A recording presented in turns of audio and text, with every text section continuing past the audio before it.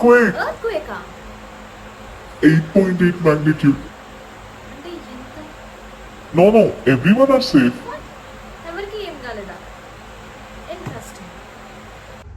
అవును గైస్, నిన్న రష్యాలో 8.8 మ్యాగ్నిట్యూడ్తో ఒక ఎర్త్క్వేక్ వచ్చింది. ఇది ఎంత పెద్దదంటే ఒక న్యూక్లియర్ బాంబ్ చేసే డిజాస్టర్ కన్నా ఇది చేసే డిజాస్టర్ చాలా ఎక్కువ ఉంటుంది. అయినప్పటికీ ఎవ్వరికి ఏం కాలేదు. ఎలా? Hi guys, welcome to my channel. If in case ఎవరైనా నా ఛానల్ని ఫస్ట్ టైం చూసినట్టయితే సబ్స్క్రైబ్ చేసుకోవడం మాత్రం మర్చిపోకండి. ఏంటి అమ్మి ఎర్త్క్వేక్ అంటున్నావు, ఇంత జాలీగా ఉంటున్నావు అనుకుంటున్నారా? నిన్న ఎవరికి ఏ ప్రాణ నష్టం జరగలేదు. So I'm happy about it. ఇంకా లేట్ చేయకుండా let's get in to the topic. ఈ రోజు టాపిక్ ఏంటంటే what happen to Russia and అసలు ఎర్త్క్వేక్స్ ఎలా వస్తాయి. ఈ టాపిక్స్ ని మీకు నేను చెప్పబోతున్నా. చిన్నపిల్లలు కూడా చూడొచ్చు బికాజ్ అంత ఈజీగా నేను చెప్పబోతున్నాను. First of all what happen to Russia. నిన్న మీకు తెలుసు, నేను లైవ్ చూసినప్పుడే మీరు అందరూ చెప్పారు ఇలా రష్యాలో ఎర్త్క్వేక్ వచ్చిందని. కొంచెం మంది సునామీ వచ్చింది అన్నారు అండ్ కొంచెం మంది కాదు కాలిఫోర్నియా ప్లేస్ లో వచ్చిందని చెప్పారు.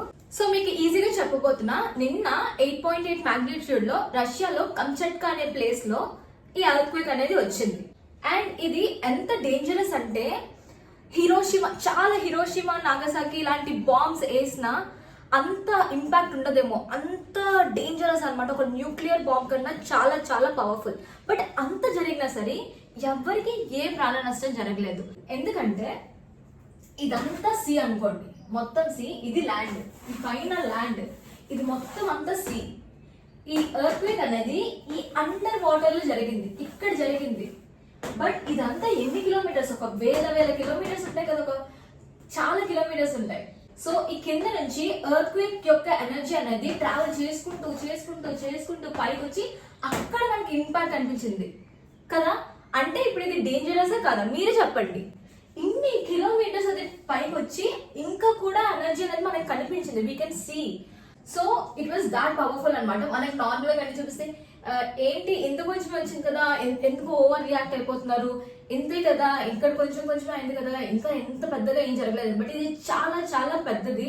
ఇన్ని కిలోమీటర్స్ అన్ని ట్రావెల్ చేసుకుంటూ ఎనర్జీ ఇంకా మనకు కనిపించింది అంటే మీరే అర్థం చేసుకుంటే అసలు అది ఎంత పెద్దది. సో ఇప్పుడు అసలు ఎర్త్ క్వేక్ ఎలా వస్తుందో చూద్దాం. మన ఎర్త్ లో టెక్టానిక్ ప్లేట్స్ అనేవి ఉంటాయి. మీకు ఈజీగా అర్థం అవడానికి చెప్తున్నాను. ఇదే ఎర్త్ అనుకోండి, దీంట్లో చాలా టెక్టానిక్ ప్లేట్స్ ఉంటాయి.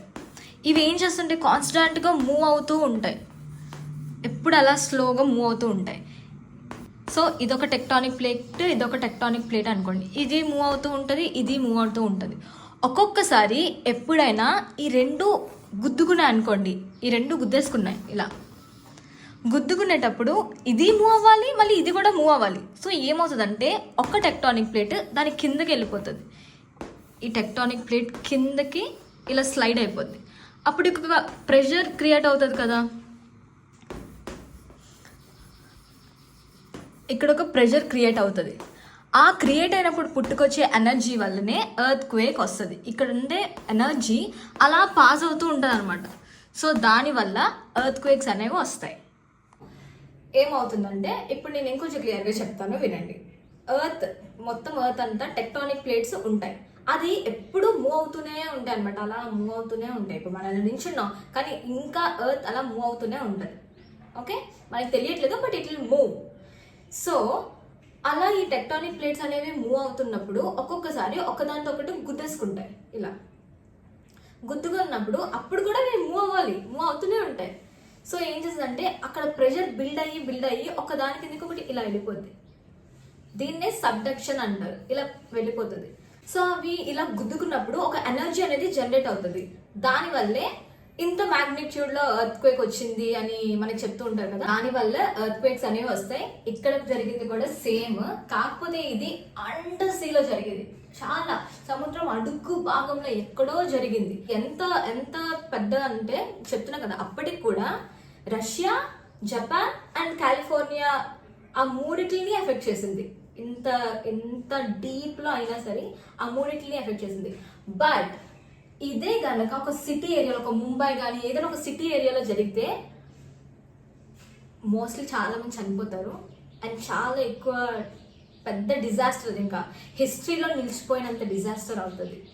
సో గైస్, 8.8 మ్యాగ్నిట్యూడ్తో రష్యాలో వచ్చిన ఈ ఎర్త్ క్వేక్ అనేది is not a simple thing. మనం జస్ట్ అంత పెద్ద ఏం అవ్వలేదు కదా అని అనుకోవచ్చు. బట్ ఏంటంటే అది కొంచెం తరచు ఎర్త్ క్వేక్స్ వచ్చే ప్లేస్ అనమాట. ఆ ప్లేసెస్లో ఎక్కువ ఎవరు లేరు కూడా. మొత్తం మెయిన్ ల్యాండ్ ఉండే అంటే మనుషులందరూ ఉండే ప్లేస్ నుంచి అది దూరంగానే ఉంది. సో ఎవరికి ఏ ప్రాణ నష్టం జరగలేదు, అందరూ బాగానే ఉన్నారు. బట్ కొంచెం బిల్డింగ్స్ కూడా ఏం పడిపోలేదంట, షేక్ అవ్వడం థింగ్స్ అవన్నీ అలా జరిగాయి. ఎవరికి ఏమలేదు. ఎవాక్యుయేట్ చేస్తున్న టైంలో చిన్న చిన్న ఇంజురీస్ ఏమో జరిగాయి, కానీ అందరూ సేఫ్గానే ఉన్నారంట. And I'm happy about it.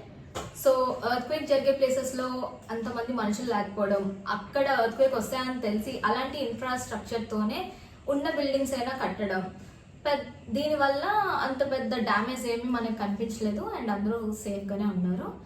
I hope this video is useful. మీ అందరికీ అసలు ఏం జరిగిందో అర్థమైందని నేను అనుకుంటున్నా. And thank you. నిన్న లైవ్లో నాకు యాక్చువల్లీ ఒక 2-3 మెంబర్స్ ఇలా జరిగింది అని చెప్పారు. మీరు అలా చెప్పడం వల్లే నేను వెళ్ళి చూసాను, దానివల్ల ఈరోజు వీడియో కూడా నేను చేశాను. Thank you everyone who ever supporting. And if in case మీరు కనుక నా ఛానల్ని ఫస్ట్ టైం చూసినట్టయితే please don't forget to like, comment and subscribe. ఈ ఇన్ఫర్మేషన్ మీకు ఇంపార్టెంట్ అనిపిస్తే షేర్ చేయండి. So stay safe, stay happy, stay grounded. See you guys in the next one. Bye.